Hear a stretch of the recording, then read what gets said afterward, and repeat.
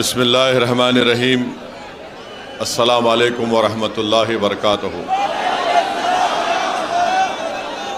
मोअज़्ज़िज़ हाज़रीन इकराम, बुज़ुर्गान कौम और मिल्लत, मेरी ज़दा और माँ और बहनों, गयूर नौजवान साथियों, मेरे मंजलिसी रुफ़क़ा, शहनशीन पर तशरीफ़ फरमा मांगकोट शिवाजी नगर के मजलिस इत्तेहादुल मुस्लिमीन के उम्मीदवार मोहतरम जनाब अतीक़ अहमद ख़ान साहब,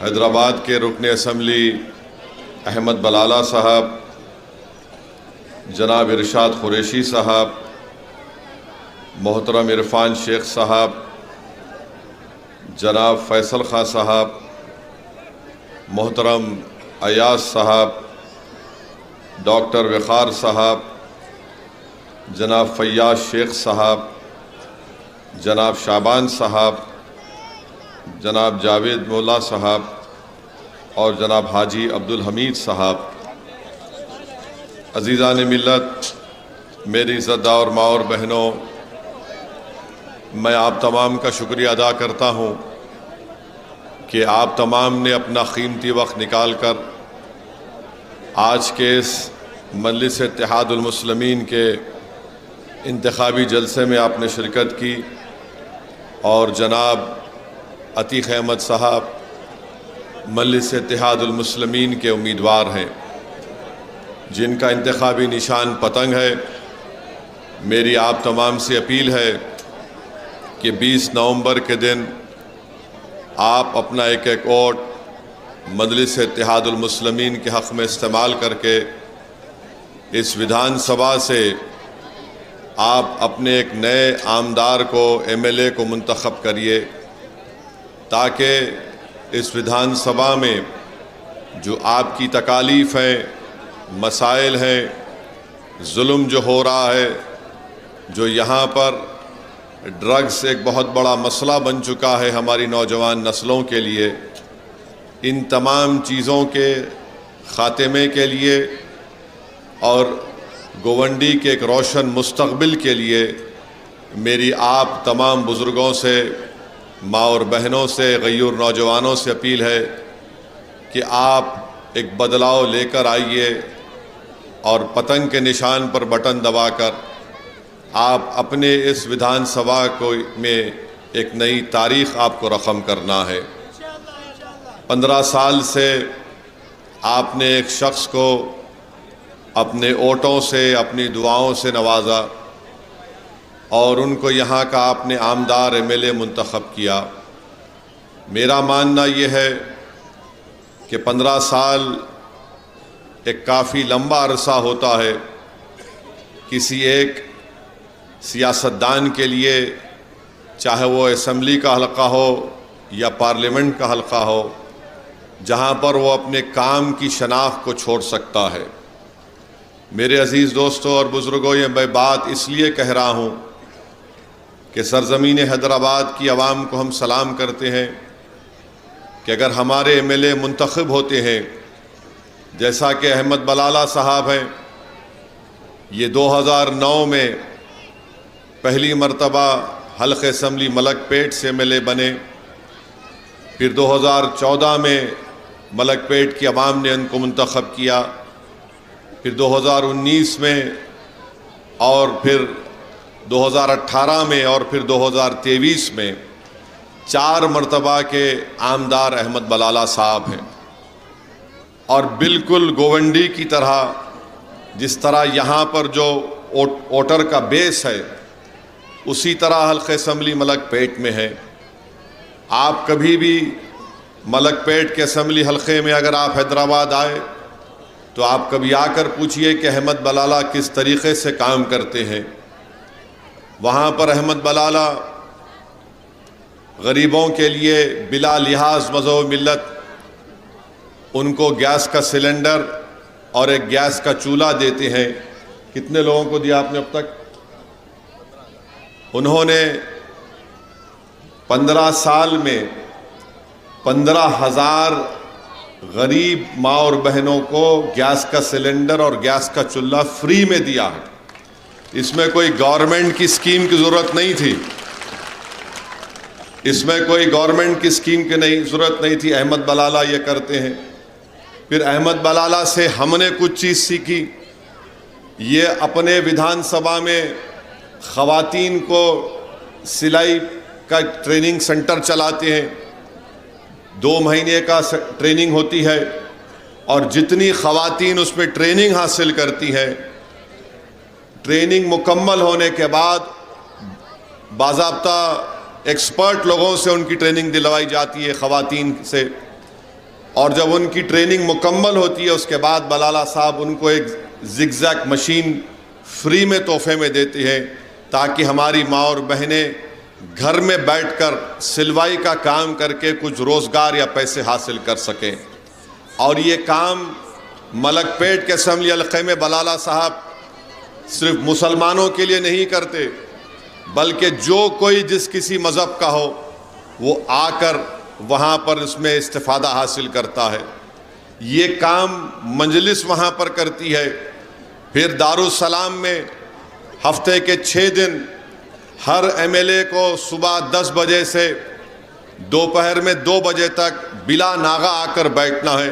हाँ, कोई ज़रूरी काम हो जाए तो अलग बात है। और आवाम रास्त आकर आप अतीक से पूछ सकते हैं, दारुस्सलाम में आवाम आकर हमसे मुलाकात करती है। हफ्ते में 4 दिन अहमद बलाला और हमारे पूरे एमएलएज़ ये कोशिश करते हैं कि वो अपने क्षेत्र में, अपने विधानसभा में जाकर कम से कम 2-2 घंटे वहाँ पर पैदल फिरते हैं, आवाम से मुलाकात करते हैं। और कैसे मुलाकात आवाम से होती है, गवर्नमेंट के ऑफिसरों को साथ लेकर जाते हैं, चाहे वो वाटर वर्क्स का हो या म्यूनसिपैलिटी का हो या इलेक्ट्रिसिटी का हो। इन सब को साथ ले जाकर पहले से बता दिया जाता है कि एक मुकाम पर यहाँ पर दौरा होगा और आवाम से बात होगी। फिर उसके ज़रिए से उनके तकालीफ को सुनकर फिर काम करवाया जाता है।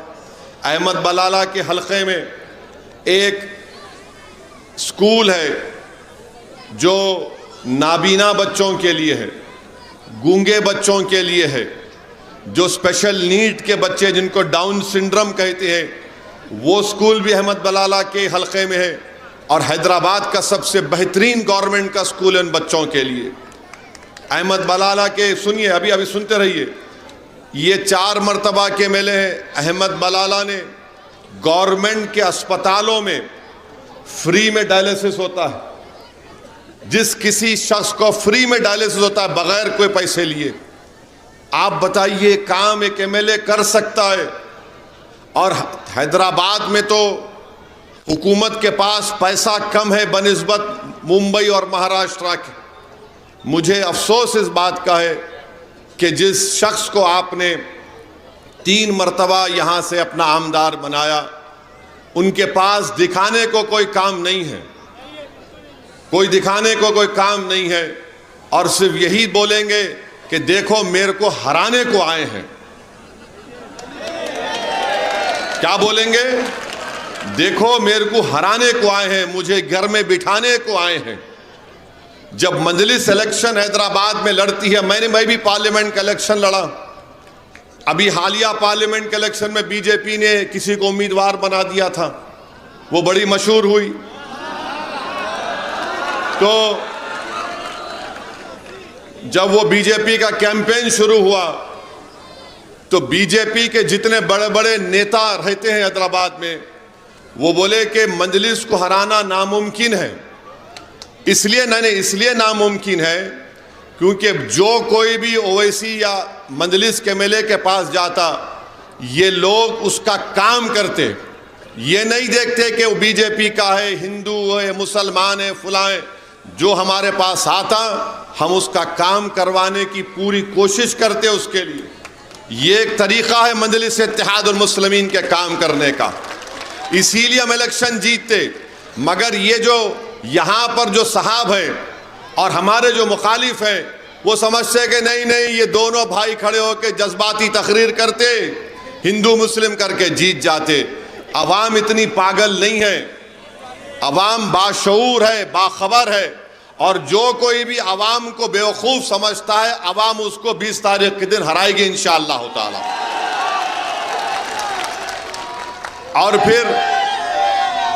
और सुनिए एक मिनट, और फिर अहमद बलाला के असम्बली हल्के में सबसे बड़ी जेल है, उस जेल में अहमद बलाला रमजान में इफ्तार पहुंचाते हैं। क्या करना है, इफ्तार पहुंचाते हैं। कई लोग आते बोले जाओ इफ्तार खिला के आओ उन गरीब जो लोग जेल में हैं। ऐसे कई डेवलपमेंट के स्कीम्स हैं जो हम यहाँ पर कर सकते, गवर्नमेंट में बहुत है, मगर 15 साल का एक लंबा अरसा गुजर चुका है। तो मेरी आपसे अदबन गुजारिश है कि जब आप 20 तारीख को वोट डालने जाएंगे तो आप बड़ी सोच समझ कर अपने वोट का इस्तेमाल करिए। पूरे मुल्क में एक सबसे बड़ा चैलेंज जो इस देश के लिए बन चुका है वो ड्रग्स का मसला बना हुआ है और उस मसले को रोकना है।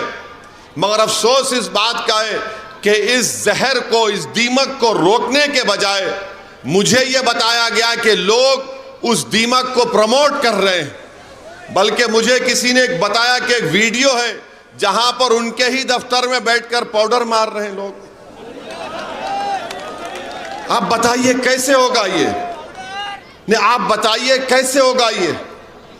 आपको तो कोई अगर विधायक या सांसद बनता है तो उसको लोग उम्मीद से आते हैं कि भाई ये बुराई का खात्मा करेगा, अगर खात्मा ना करे तो उनकी तायीद नहीं करेगा और ये हमारी तकालीफ को दूर करने का काम करेगा।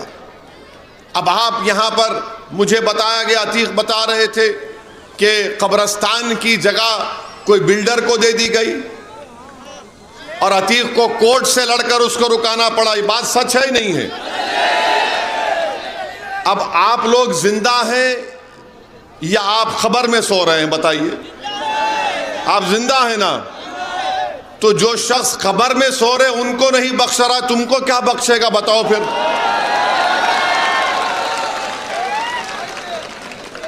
आप समझिए हमारी बात को। जो खबर में सीना तान कर सो रहे हैं उनको डिस्टर्ब कर रहा है, उठो जाना है। और जो जिंदा चल रहे हैं अभी सबको जाना है, उनको भी जाना है, मुझे सबको जाना खबर में। मगर आप खबर की जगह पे अपने दोस्त को दे दिए, डेवलपर को, अतीक को कोर्ट को जाना पड़ा। अरे जो खबर में है उनको नहीं छोड़ रहा तो जिंदों की तो खैर नहीं है, याद रखो आप ये। इसीलिए मैं मजाक में नहीं कह रहा हूं, बड़ी सीरियस तरीके से कह रहा हूं। इसीलिए 20 तारीख को आपको अपना एक एक वोट, यहां से बीजेपी की कामयाबी को अगर रोकना है तो अतीक को अपना नया आमदार बनाइए आप इंशाअल्लाह ताला। अतीक को अपना नया आमदार बनाइए। और ये लोग बहुत बोलेंगे। अब मेरा आज भाषण हुआ तो उसके बाद कल से ये लोग शुरू कर देंगे, समाजवादी के लोग, ये ओवैसी वोट काटने आया, ये जहां भी जाता वोट काट देता है, वो जीत जाते, फुला पार्टी जीत जाती। आज से 3 दिन पहले औरंगाबाद में एक मशहूर जर्नलिस्ट साहब आए थे, मेरा इंटरव्यू किया। उन्होंने मुझसे ही सवाल किया, मैंने कहा बिल्कुल सच है। अमेरिका में असदुद्दीन ओवैसी ने कमला हैरिस को हरा के ट्रंप को जिता दिया। मैं ही किया, मैं बोल रहा हूं ना, मैं ही किया। मेरे को जाने की जरूरत नहीं थी, मैं ऐसा पढ़ के फूंक दिया वहां पे, तो लोग बोले कोर्ट काट दो। अरे आप बताइए, मैं एक सियासत में पॉलिटिकल सियासी पार्टी हूं, अगर मैं इलेक्शन नहीं लड़ूंगा तो क्या करूंगा मैं? तो अब हमारे इस जलसे के बाद कल से हजरत इबलीस के एजेंट शुरू हो जाएंगे। तो आप डरना घबराना नहीं, आप उनको इतना ही बोलना कि हम आयतल कुर्सी पढ़ के फूकेंगे सब पे, उन्हें जाएगा वापस। आप बताइए कि 15 साल में आपने कुछ नहीं किया। 15 साल में से आपने क्या काम किया बताओ जनता को, आप बताओ। मैं हैदराबाद का 5वीं मर्तबा का MP हूं। जब मैं जाता हूं जनता के दरमियान में बोलता हूं कि देखो मैंने पार्लियामेंट में इतने सवालात किए, 2023 का बेहतरीन पार्लियामेंटेरियन का अवार्ड मुझे महाराष्ट्र का एक लोकमत अखबार ने बुलाकर मुझे दिया दिल्ली में। मैं कोई एहसान नहीं किया मैंने, क्योंकि मैं जानता हूं कि जो जनता सुबह उठकर पोलिंग बूथ को जाकर वोट डालती है, और खास तौर से हमारी माँ और बहनों को लाखों सलाम, बेचारे सुबह उठते भी हैं और हजरत शौहर को कुछ पेट में डाल के भूखे पोलिंग बूथ को जाकर एक एक घंटा ठहर कर वोट डाल कर आती हैं। और उन गरीबों की कुर्बानियों की वजह से हम जीतते इलेक्शन। एक तो अल्लाह का फजलो करम और नबी करीम सल्लल्लाहु अलैहि वसल्लम का सदका, अहले बैत की दुआएं, और इन गरीबों का वो कुर्बानी। उस पोलिंग के दिन कितना लोग भागते एक नेता के लिए। वो नौजवान भूखा रहता, 2-2 दिन का भूखा रहता, सोता भी नहीं, जागते रहता कि मेरा भाई जीत जाए, मेरा भाई जीत जाए, भूखा फिरते रहता। और जब जीतने के बाद अगर वो एमएलए या एमपी उनको भूल जाता है, तो इससे बड़ा गुनाह और क्या हो सकता है, बताइए आप। कोविड का जब दौर था, कोविड में कोई काम किया यहां पर? अतीक, कुछ कोविड में काम हुआ था यहां पर? इधर आओ तुम, अभी खोलना पड़ेगा। कोविड में कुछ काम हुआ था? कुछ नहीं, खिचड़ी घोटाला किया था। क्या खिचड़ी घोटाला हुआ था? बीएमसी ने खिचड़ी बनाने के लिए पैसा दी थी। हाँ। और पर पैकेट 35 रुपए 40 रुपए देती थी। हाँ। 12 रुपए की खिचड़ी ऐसे बनाते थे, लोग ले जाके कचरे में फेंक देते थे। अच्छा, खिचड़ी भी खा लिए। मजलिस ने क्या किया कोविड में बताता हूं मैं आपको। हमने 1000 सिलेंडर गरीबों में मुफ्त बांटते थे, 1000 सिलेंडर। और जो कोविड का पेशेंट होता था वो हिंदू मुसलमान कुछ नहीं, फोन करके बोलते थे, हमारे मजलिस के मेंबर अपनी गाड़ियों में सिलेंडर ले जाकर देते थे उसको। बलाला साहब भी मलकपेट में किए, दवाएं नहीं थी, अस्पतालों में बेड दिलाते थे। मेरे भाई, अगर कोई ईमानदारी से काम करे ना एमएलए एमपी बनकर, मुझे इस बात का यकीन है कि दुनिया में क्या होता नहीं मालूम, अगर कोई ईमानदारी से 20% भी काम करे तो यकीनन जब हम खबर में जाएंगे, अल्लाह खबर में भी, और उस दिन जब सब जमा किए जाएंगे उसका अल्लाह अजर देता है। ये बहुत बड़ा इज्जत का मुकाम है, ये बहुत बड़ी दौलत है खिदमत करने के लिए। अगर कोई समझेगा कि मैं एमएलए बन गया, आमदार बन गया, सांसद बन गया, तो मेरे सर से सींग निकल जाएंगे, मैं बादशाह सलामत बन गया। भाई, खादिम बनकर रहना पड़ेगा, बादशाह बनकर नहीं रह सकते आप सियासत में। जो खादिम होगा वही कौम की खिदमत कर सकता है। तो अगर आप समझेगा बादशाह हूं, तो बादशाह तो खत्म हो गए ना। जमहूरियत में बादशाह नहीं हो सकता कोई भी। नरेंद्र मोदी अपने आप को बादशाह समझे, अवाम ने उनको नीचे ला लिया, अब और नीचे जाएंगे इंशाअल्लाह ताला वो। तो मेरी आप तमाम से गुजारिश है कि 20 तारीख के दिन आप अपना एक वोट मजलिस इत्तेहादुल मुस्लिमीन के उम्मीदवार अतीक साहब के हक में इस्तेमाल करें, उनको कामयाब करें। अब दूसरी बात यह है कि आप क्यों वोट दें मजलिस को। एक तरफ तो ये उद्धव ठाकरे की क्या है, महाविकास है, अगाड़ी है, क्या है वो, अगाड़ी बोलते हैं, हाँ। दूसरी तरफ शिंदे फडणवीस का महायुति है उनकी। अब आप मेरे को बताइए, उद्धव ठाकरे जब ये एमएलए थे, यहां के मौजूदा एमएलए विधानसभा में मौजूद थे, उद्धव ठाकरे ने खड़े होकर ये बयान दिया एसएम महाराष्ट्र की विधानसभा में कि हमारे पार्टी के ही मेंबर्स ने 6 दिसंबर के दिन बाबरी मस्जिद को तोड़ा और हमको इसका फख्र है। तो अगर ये उस कॉम्बिनेशन में है तो उद्धव ठाकरे को लाओ ना तुम प्यारे, यहां पकड़ के लाओ ना उद्धव ठाकरे को, लाके ये बात बोलो गोवंडी में। क्योंकि तुम तो बोल रहे हमारी सरकार आ रही, हम इतना देंगे, 3000 देंगे। वो शिंदे बोल रहा कि मैं 1500 दिया। जो आपको पैसे दे रहे लो, आप छोड़ना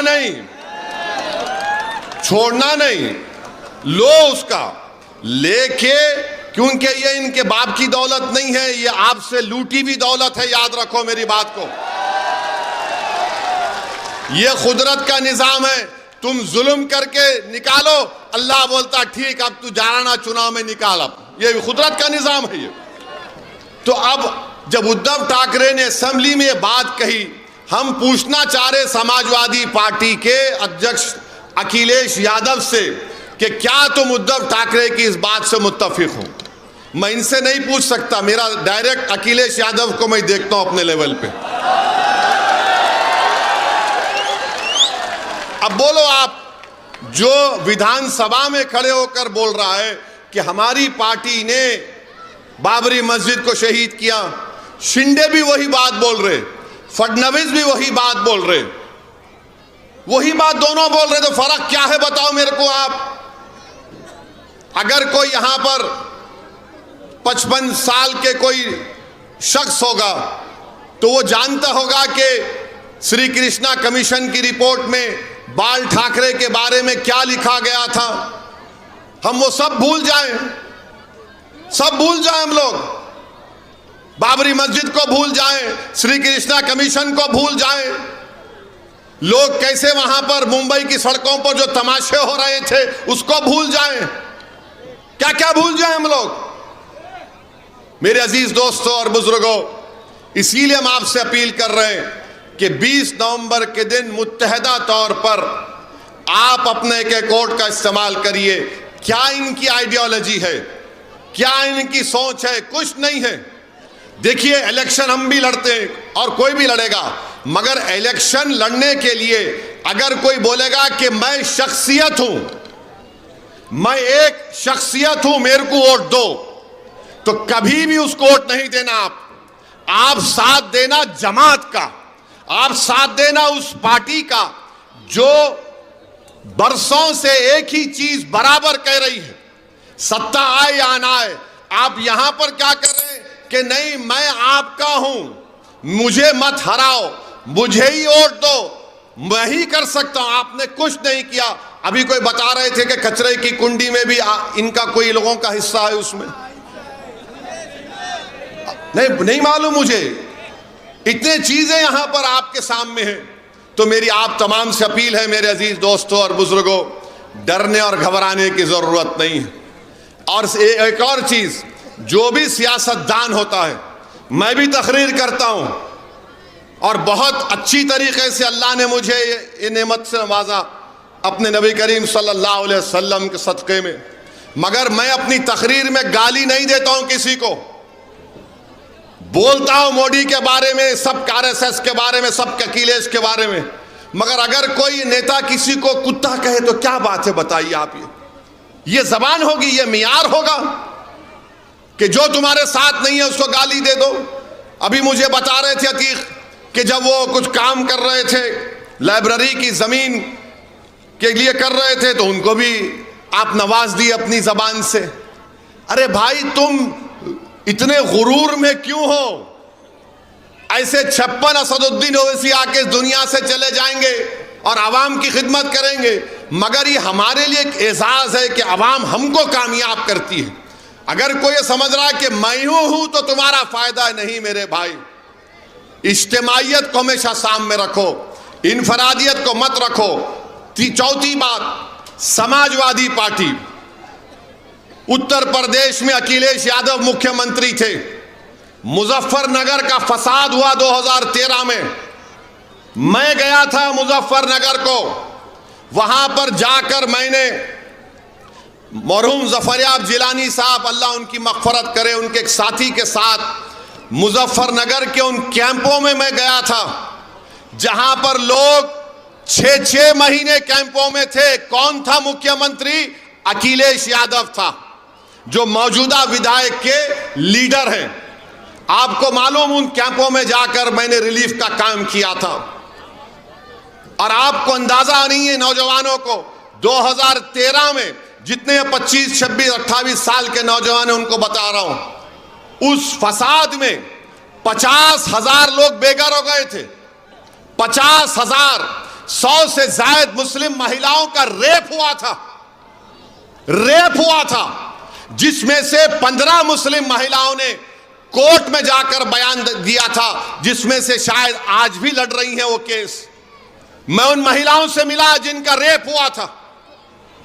मैं पूछना चाह रहा हूं, जब मुख्यमंत्री तुम्हारा था समाजवादी का और तुम मुख्यमंत्री हो, 50,000 लोग मुजफ्फरनगर के कांड में बेघर हो गए, और आज मुजफ्फरनगर से कोई आकर ये बोलेगा कि इनको वोट दो, पहले तुम अपने गिरबान में झांक कर देखो कि मुजफ्फरनगर के फसादात में महिलाओं का रेप जब हो रहा था, खेतों में ले जाकर भगा भगा कर उनकी अस्मत लूटी जा रही थी, कहां थे मुजफ्फरनगर के कायदीन? जब कहां थे अखिलेश यादव?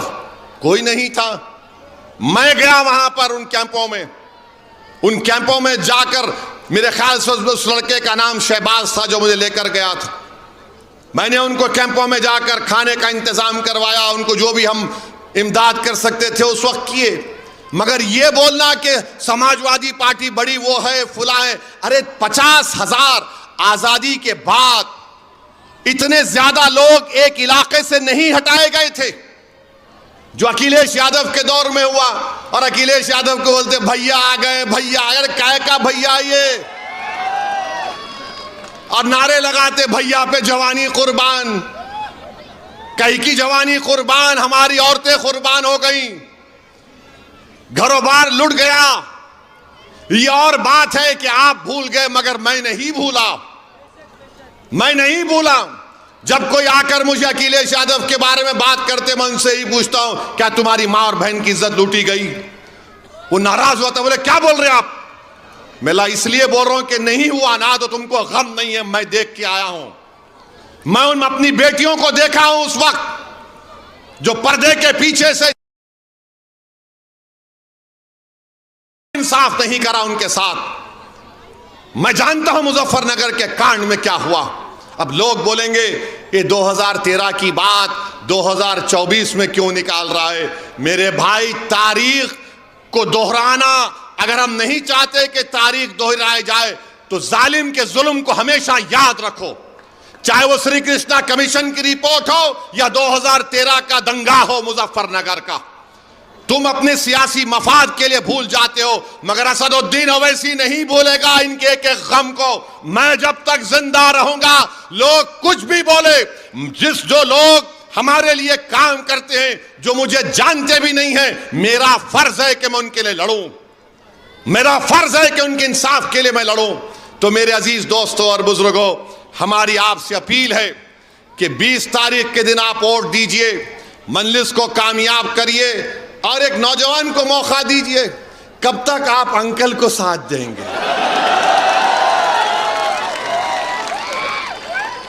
अंकल को आराम करने दीजिए, take him, give him some rest please.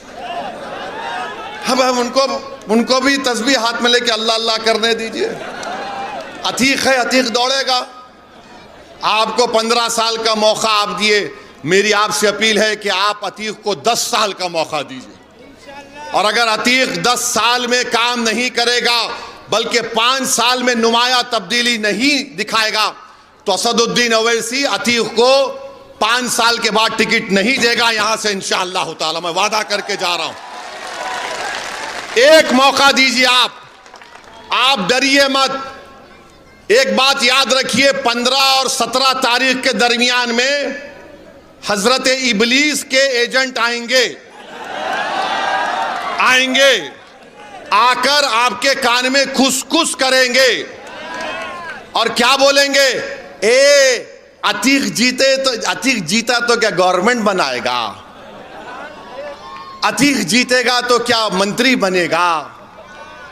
Atiq जीतेगा तो क्या करेगा? अरे देखो, अगर अतीक को तुम वोट डाले तो कहीं भाजपा ना निकल जाए, तो उसका जवाब ये वायरस फैलाएंगे कोविड का। ये कोविड का, मेरे पास इसका वैक्सीन है, तो अभी से इन लोगों को इंजेक्शन देके जा रहा हूं, और जिस्म के किस हिस्से पे दे रहा हूं आप तय कर लो, मैं नहीं बोलूंगा कुछ भी। तो मेरा बोलना यह है कि इंजेक्शन ये है कि इत्तेफाक और इत्तेहाद इन तमाम ताकतों को शिकस्त दे सकेगा। आप में इत्तेहाद है, मजबूत करिए, इत्तेफाक है, मजबूत करिए और मुत्तहिदा तौर पर अपने वोट का इस्तेमाल करिए। डरने और घबराने की जरूरत नहीं है। लोग बोलेंगे अरे एक अतीक जीत जाएगा, मजलिस के 4-5 3-4 जीत गए इंशाअल्लाह तो क्या करेंगे। तो याद रखो, आप असदुद्दीन ओवैसी एक पार्लियामेंट में अल्लाह के करम से रहमतुल आलमीन कमली वाले के सदक़े में 540 पर भारी पड़ता है एक आदमी। तो तादाद, अगर सुनो, अगर कोई बोलेगा तादाद नहीं है तो फिर करबला में क्या तादाद थी, बदर में क्या तादाद थी। जज्बा था मर मिटने का, एक बेलौस मोहब्बत थी कमली वाले के साथ और उसके ऊपर तवक्कल था कि अब तेरे सामने सर झुका दिया, अब तेरा काम है कि तो इस सर को अपने हमारे जिस्म पर बरकरार रखे या इस सर को जुदा कर दे। मगर जब हम अपना दिल दे चुके, जब हम हमारी सोच पूरी हो चुकी है, तो मेरी आपसे गुजारिश है कि आप डरने और घबराने की जरूरत नहीं है। ये लोग आकर आपको कंफ्यूज करेंगे, अरे नहीं बाबा ऐसा सोचो, ये गलत है, एक मौका दे दो उनको, फिर एक और ड्रामा होगा, ये मेरा आखिरी इलेक्शन है, इसके बाद मैं नहीं आऊंगा। ये भी डायलॉग मारेंगे क्योंकि हम लोग उसी जगह, उसी कबीले के ना हम लोग, हमको सब समझ में आता। मगर इन तमाम चीजों पर आप नोटिस मत लीजिए। आपकी जिम्मेदारी है कि जो तकालीफ इस विधानसभा में है उसको दूर किया जाए। जो उम्मीदें आप वाबस्ता करके रखे एक आमदार से, उसको पूरा हो जाए। जो जुल्म का एक माहौल यहां पर बना हुआ है उसका खात्मा हो। नजर पड़ने नहीं देंगे। यहां पर स्कूल बनेगा, यहां पर अस्पताल बनेगा, यहां पर गरीबों के काम का तरीका एक सही तरीके से होगा। तो यही चंद गुजारिशात मैं आप तक बोलने के लिए आया हूं। मैं माजरत चाहता हूं, मैं और ज्यादा बोलना चाहता था मगर यहां से मुझे भिवंडी वेस्ट को जाना है वारिस पठान के लिए। तो मेरी आपसे गुजारिश भी है कि आप कसरत से दुआ करिए मजलिस इत्तेहादुल मुस्लिमीन के उम्मीदवारों के कामयाबी के लिए। आप कसरत से दुआ करिए कि एक नौजवान खड़ा हुआ है, एक नौजवान बहादुरी और बेबाकी के साथ एक 15 साल के एमएलए के खिलाफ खड़ा हुआ है, एक नौजवान शिंदे और फडणवीस की हुकूमत के खिलाफ खड़ा हुआ है। इस यहाँ की जनता के इंसाफ के लिए मुझे पूरा यकीन है कि हमारी माँ और बहनें अपने दुआओं से उस नौजवान को नवाजेंगी। मुझे पूरा यकीन है कि यहाँ के बुजुर्ग इस नौजवान की सरपरस्ती करेंगे। मुझे पूरा यकीन है कि यहाँ के गयूर नौजवान अतीक से खंदा मिलाकर इंशाअल्लाह ताला 20 तारीख को उसको अपना नया विधायक बनाएगी और 23 तारीख के दिन अतीक को दूल्हा बनाकर इंशाअल्लाह ताला पूरे गवंडी में उसको फिराएगी। बहुत बहुत शुक्रिया।